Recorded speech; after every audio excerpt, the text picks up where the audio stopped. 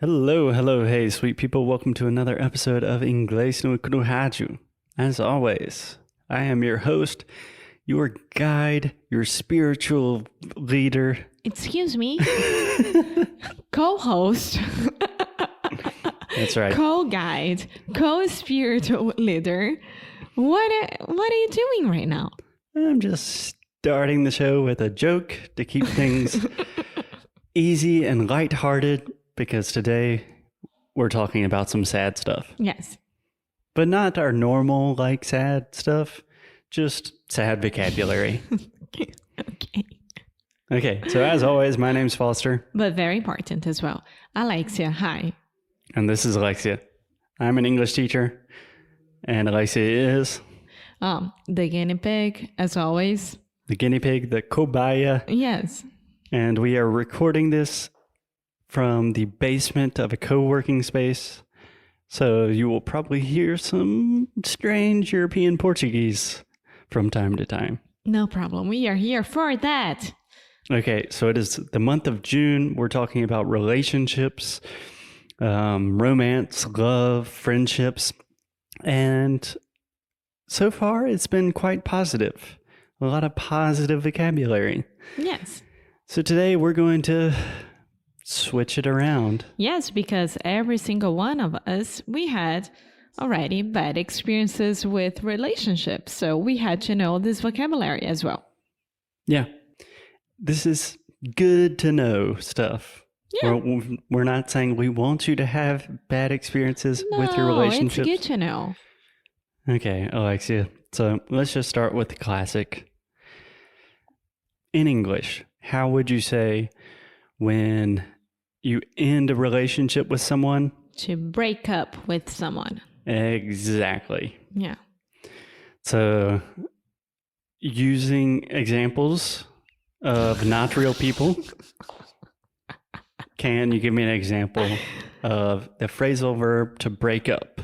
Yeah. So Carla and Bruno broke up last week.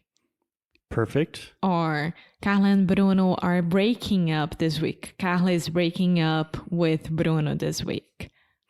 Excellent. Yes. So just to clarify, because this is actually pretty complicated grammatical stuff here, Alexia. You did very well, by the way. Thank you. I was thinking, did I get it wrong? So to break up is a phrasal verb. And just to remind all of you sweet people, a phrasal verb is when we have a verb and a preposition, right? So to break, verb, and then up is a preposition. So that's one phrasal verb, to break up.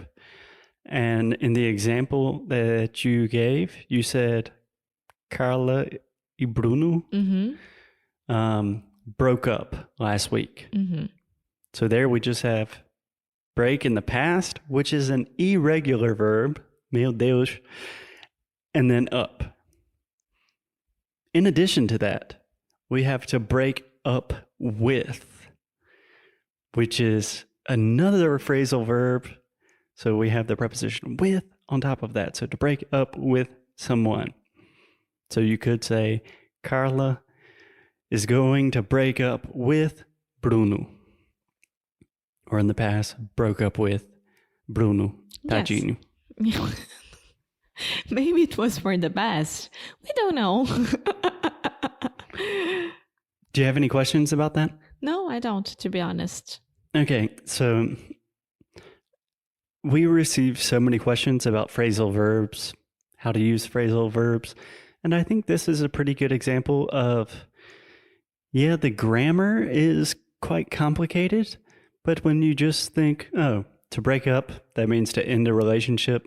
To be honest, I've never thought about this expression as a phrasal verb. No. I never stopped and think, this is a phrasal verb, actually. I have never thought about it either until right now. Yeah. When I had to explain it live. So I think that people get really stuck with the fact that I need to learn phrasal verbs. No, you don't. You need to learn English and then realize that some of these expressions and words are phrasal verbs, but not the the opposite way. Yeah. I do not have the statistics, but I would say at least 95% of Americans have never heard of the phrase phrasal verbs. They have no idea what they are. And that's probably a good sign that it's not the most important thing for your life. Okay, Alexia, to break up, I think is the most common way. Do you know any other ways to say to break up? To end a relationship? To end a relationship. Yeah. Yeah. It's a little bit more, not formal, but a little less strong. And then splitting up. To split up. And to divorce, right? So divorcing, having a divorce. Okay. Good. Great. I think that to split up is when they are like just how do you say that? Like not actually have a divorce, but they are splitting up. It's like the before of having a divorce. Right, they're separating. Yes, exactly. Yeah, I know what you mean. I don't think that's correct. So for me, to split up is the same thing as to break up. Okay. So to split, do you know what that means? Dividir, né? Yeah, it could be. So you think about in gymnastics, a split.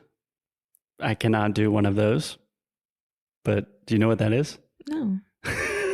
I can't show you, but it's when you have one leg completely in the front, other leg completely in the back. Sim, split. Split. Desculpa a minha pronúncia, gente. É split. Sim. Yeah, well, it's very hard to do that as well. I can't do that. But yeah, you can also split like a sandwich to divide it equally. We call it, like we say, do you want to share a sandwich?